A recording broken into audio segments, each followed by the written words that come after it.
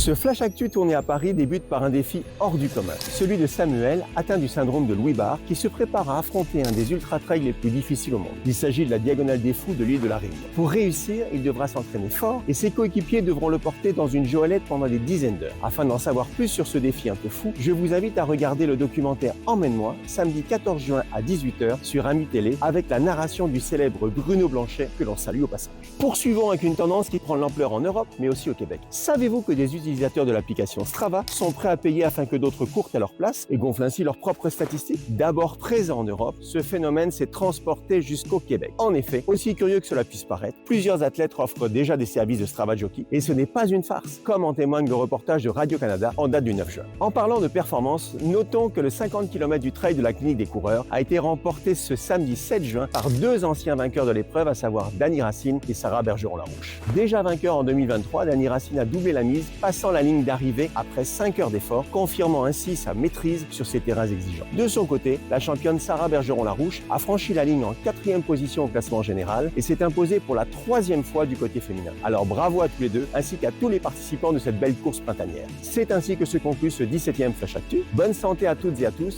bonne course et à la semaine prochaine.